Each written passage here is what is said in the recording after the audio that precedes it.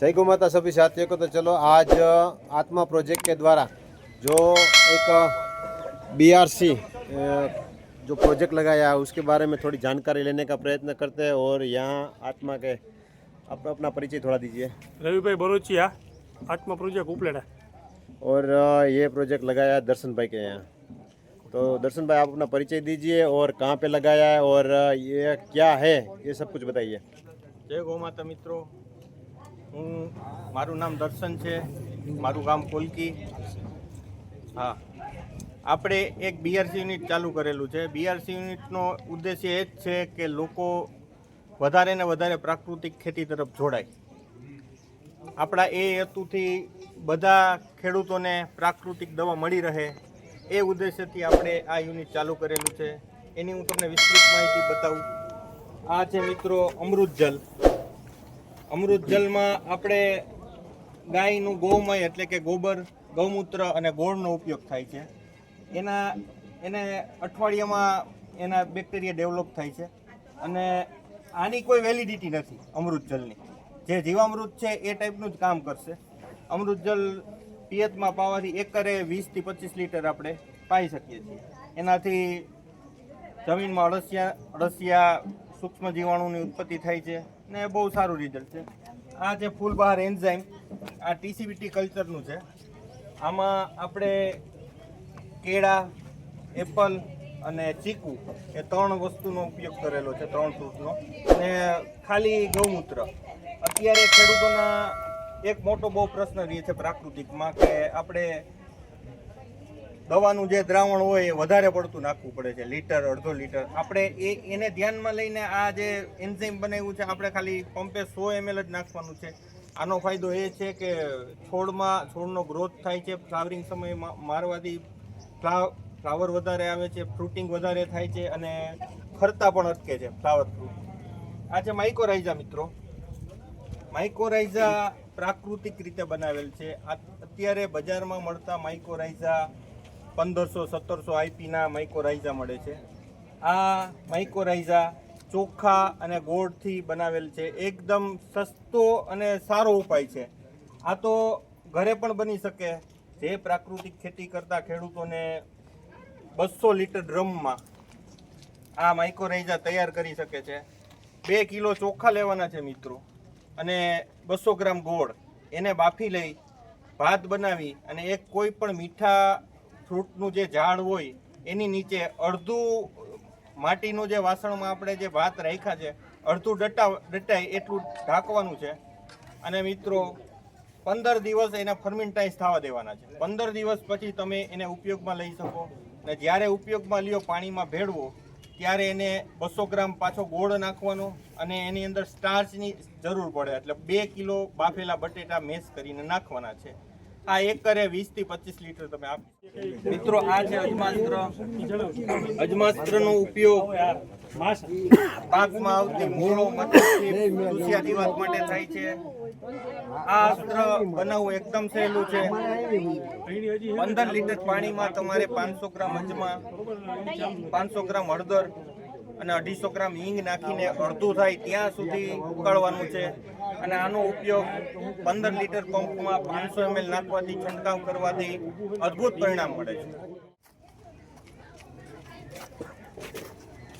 આ છે અગ્નિ અસ્ત્ર મિત્રો। અગ્નિ અસ્ત્રનો ઉપયોગ ખેતરમાં આવતી થીપ્સ, જીવાતો અને નાની ઈયળો, ફ્રૂટની ફળ છેદક ઈયળોમાં કામ થાય છે। અગ્નિ અસ્ત્ર બનાવવા માટે તીખી લીલી મિરચી આવે છે, લસણ છે, લીમડો છે અને તમાકુ એનો ઉપયોગ થાય છે।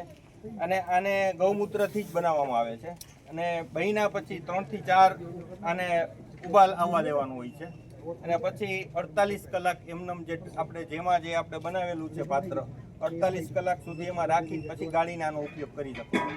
આ પંપે 500 ml નાખવાથી તમામ પ્રકારની જીવાતો નિયંત્રણમાં રહે છે। આ છે 10 પર્ણી અર્ક। 10 પર્ણી અર્કનું નામ આપણે ખૂબ જ સાંભળેલું હોય છે। 10 પર્ણી અર્ક લીમડા સિવાય બીજી કોઈ પણ ગાય ન ખાતી ઔષધિઓનો ઉપયોગ થાય છે. લીમડો ગાય ખાઈ શકે છે. એ સિવાય 9 ઔષધિઓ, એમાં કોઈ પણ એરંડા આવી શકે, ધતુરો આવી શકે, તમે કરંજનો ઉપયોગ કરી શકો, આકડો ઉપયોગ કરી શકો. એવી 10 કોઈ પણ વનસ્પતિનો લઈ આને 45 દિવસ સુધી ફર્મેન્ટાઇઝ થવા દેવું પડે છે. 45 દિવસ પછી આ તૈયાર થાય છે. કોઈ પણ મિત્રો દસપણીયર બનાવે તો એને હું ખાસ સૂચના કરીશ કે એને ક્રશ નથી કરવાનો. એને તમારે ખાંડીને કે અધકચરું ખાંડીને જ આનો ઉપયોગ કરવાનો છે. જો આપણે મિક્સીમાં કે ગમે એમાં ક્રશ કરશું તો એને ગરમ થવાથી એના બેનિફિશિયલ બેક્ટેરિયા નાશ પામે છે. દસપણીયર એક રામબાણ ઇલાજ છે પ્રાકૃતિક ખેતીનો. આ છે મિત્રો નિમાસ્ત્ર. નિમાસ્ત્ર એકદમ પોપ્યુલર અને એકદમ સરળ રીતે બનતું અસ્ત્ર છે પ્રાકૃતિક ખેતીમાં.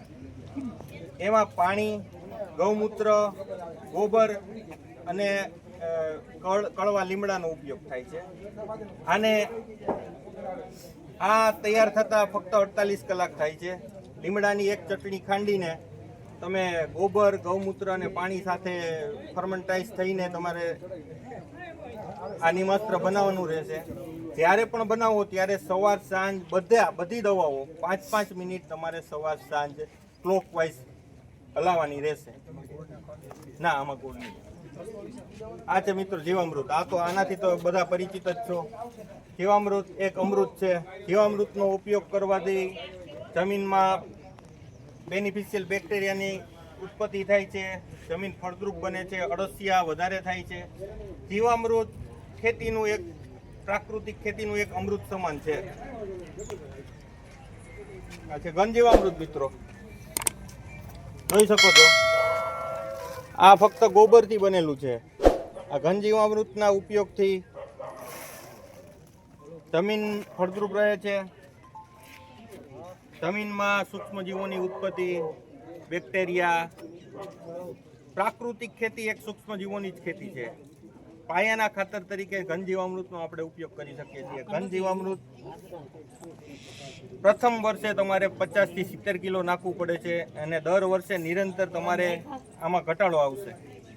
અને એવું નથી આ એક વખત નાખવાથી તમારે 1 વર્ષ સુધી ખાતરની કોઈ જરૂર રહેતી નથી. આમાં nitrogen, phosphorus, potash, calcium, magnesium બધા 12 જાતના તત્વો આપણે જે પણ છોડને જરૂર હોય છે એ મળી રહે.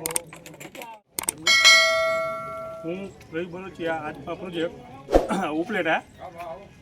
છેલ્લા 5 વર્ષથી આપણા મહામુનિમ રાજ્યપાલ શ્રી ગુજરાતના જે પ્રાકૃતિક કૃષિનું જન આંદોલન ચલાવે છે એ અનુસંધાને અમે આત્મા પ્રોજેક્ટ અને ગુજરાત પ્રાકૃતિક કૃષિ વિકાસ બોર્ડ દ્વારા જે પ્રાકૃતિક કૃષિનું અભિયાન ચલાવ્યું છે એમાંના કોલકી ગામમાં અત્યારે આપણે BRC યુનિટ જે આપણે આપેલું છે ગુજરાત પ્રાકૃતિક કૃષિ વિકાસ બોર્ડ અને આત્મા પ્રોજેક્ટ તરફથી, એ આપણે જે દર્શનભાઈને આપેલું છે.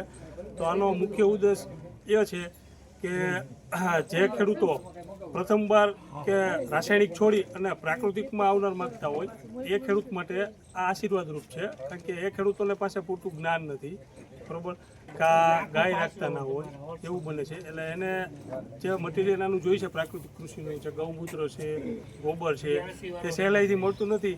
તેના માટે આ ઉત્તમ વ્યવસ્થા સરકારશ્રી દ્વારા કરવામાં આવી છે, બરાબર.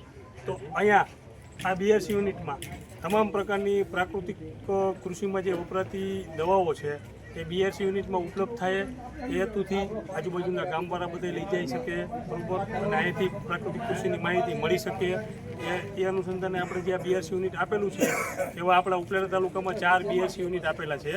4માંથી એક BRC યુનિટ અત્યારે આપણા દર્શનભાઈનું BRC યુનિટ છે. ત્યાં ઉદ્ઘાટન પ્રસંગ રૂપે આપણે આજુબાજુના ખેડૂતો બોલાવેલા હતા. પ્રાકૃતિક કૃષિ કરતા ખેડૂતો અને પ્રાકૃતિક કૃષિ જે કરવા માંગે છે એવા ખેડૂતોને આપણે અત્યારે બોલાવેલા છે અને એને માર્ગદર્શન આપેલું છે.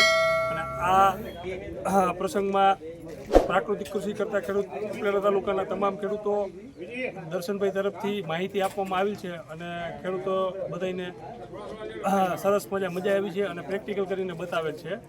જય હિન્દ, જય ભારત.